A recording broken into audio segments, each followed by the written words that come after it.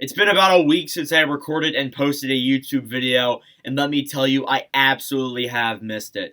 I've been trying to finish it up because the end of the semester has come and everything is all good, and now I can record YouTube videos again. Now today, we're talking about the Montreal Canadiens, a team that has been a disaster in the NHL this season. And in my 5+ years of watching hockey, this is probably the biggest disaster I've ever seen erupt from an NHL team. Now, before we look at them themselves, let's compare them to the other 3 bottom-feeding division teams in the NHL so far. In the Metropolitan Division, the New York Islanders are currently last place. If you guys want to see a video discussing them, I made a video right here on the icon. The Islanders do have some issues compared to Montreal. They do have a lot of injured players. COVID has definitely affected them.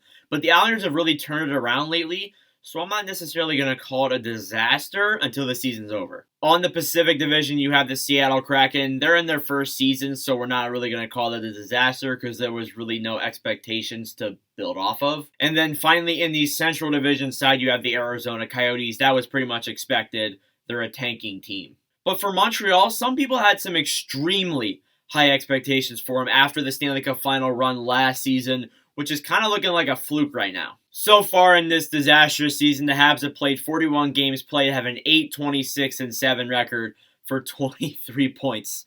They're halfway through the season, and they have 23 points. They have a .280 win percentage. They have scored 90 goals total, have let in 154, so they're already halfway to 200, and they have a -64 difference. They are 5-10-1 at home, and they're 3-16-6 on the road, and most notably, they have 2 wins in 2 months. I'm going to compare the Habs to the Arizona Coyotes a lot of times in this video because mostly the Arizona Coyotes were a team that was supposed to be bad, and the Montreal Canadiens are a team that wasn't supposed to be bad. Now, believe me, as a Coyotes fan, I will admit that they have been horrible, but they've had some positive factors, and they're a really grit team. They really work hard, and they really bring down the games really close. But Montreal, nope. A prime example of that was, at the time of this recording, their last game was an 8-2 loss against the Minnesota Wild. I can't even put it into words how miserable this team has been this season. There is something I want to go into before we get into the other stuff that we discuss in these videos.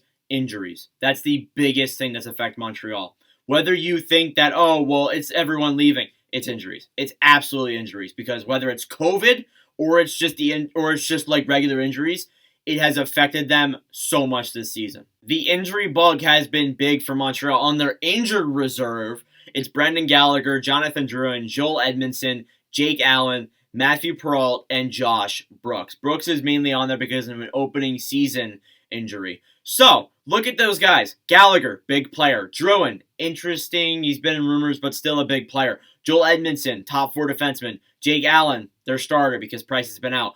Matthew Perrault, depth forward. Josh Brooks, depth forward as well. But, nonetheless, that's a lot of players. And then you look at the LTIR, Shea Weber, who hasn't played at all this season. Paul Byron, Carey Price. Go through all those. Shea Weber, big defenseman, probably one of the best in Montreal history, but he is probably not going to play again if we're being honest. Paul Byron, one of their big forwards. Carey Price, their starting goaltender. And not only their starting goaltender, but their franchise goaltender. So that's a big thing. Price is in there because NHLPA assistance, because of other things with his mental health. That is something to take into consideration when you look at this team because they've had a lot of injuries and COVID definitely doesn't help. Now anyways, we're going to move on here to the players struggling in Montreal, which pretty much everyone is. But we're still going to talk about these guys. At the time of this recording, which the Habs are exactly at the halfway mark, their leading scorer has played 41 games and has 24 points. It has been an exceptionally horrible season for these players. Let's take a look at some guys here. Christian Dvorak, they acquired him from the Arizona Coyotes for a first-round pick. 34 games played, 7 goals, 9 assists for 16 points. Yeah, they got a first-round pick for this guy, and he's 16 points. Josh Anderson, he's on that $7 million contract, which I was proved wrong last season, but I'm looking pretty good right now. 30 games played, 8 goals, 6 assists for 14 points. And then Brendan Gallagher, their main grit and hardworking forward, 25 games played, 4 goals, 6 assists for 10 points. And I know exactly what you're thinking. Where is Cole Caulfield? A few months ago when Cole Caulfield got sent down to the AHL, I talked about him in another video. You can go take a look at that icon. You know the drill. But Cole Caulfield is a rookie. We need to understand that. I know that, like, look, with the playoffs that he had last season, and everyone was ranking him number 1, number 2 on their Calder favorites, I get it. I completely understand it. I would have said the same thing about every other rookie in the NHL if they were struggling. They're a rookie. Let's discuss some fun things here. The blue line. When you look at the blue line, it has just been horrible. Like, just off the charts bad. Their leading scorer by points is David Savard, a new acquisition in the offseason. He has 1 goal, 8 assists for 9 points, but he's a minus 17, and that's just, oh my god. I don't think there's a single player on the Habs who has a plus, minus. There's some people who have zeros, but I'm not sure if there's anyone that has a plus. Ben Sherratt, he's been in trade rumors. First round pick. Lead your thoughts. 5 goals, 3 assists for 8 points. He is a minus 19. It has not been good for him at either. Alex Romanoff, another young guy there. 2 goals, 5 assists, 7 points for a minus 7. I think we're just going to move on from that topic because it's repelling. Now, the goaltending has been pretty mid. Okay? You guys know what that word means? Okay, look, usually I don't blame the goaltending, and this year I'm not really going to either, because with injury problems, the Habs have had just a bad run at it. Apart from Michael McNiven, who has a 9 goals against average. Anyways, let's take a look at these guys here. Jake Allen to start it off. Obviously, Carey Price has not played at all. 5, 16, and 2 with a 3.15 goals against average.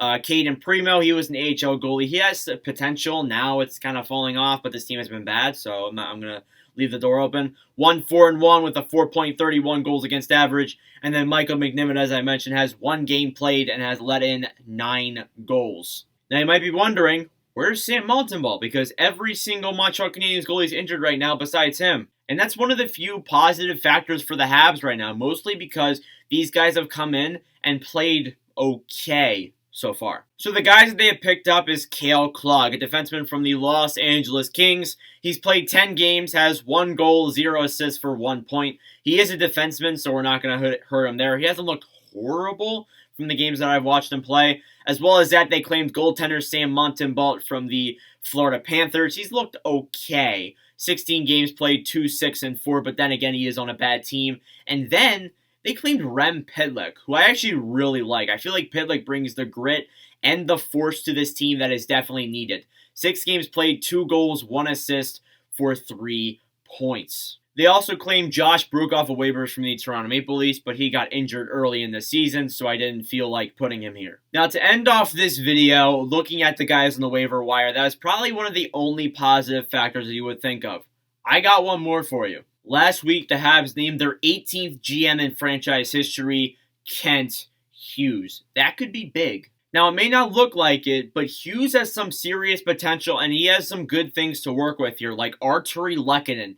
He has been one of the most high-demand players in the trade deadline race so far, and as well as Ben Sherratt, who has definitely gotten some traction, and he is projected to be worth around a first-round pick from insiders. So we'll see what this new guy can do, and let's see if he can pull some more positive factors out of what has been a disastrous Montreal Canadiens season. Anyways, guys, that is it for me. If you guys want to see some more Montreal Canadiens related content, take a look at the icon on your screen right here to show you all my Montreal Canadiens videos I've ever made on the channel.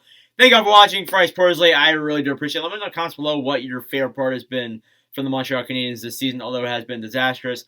I gotta say, I like Sam Montembeault. I've liked Montembeault since his days in Florida, so, we'll see what happens there. But anyways, thank you all for watching. For Ice Porsley, I really do appreciate it, and I'll see you guys in the next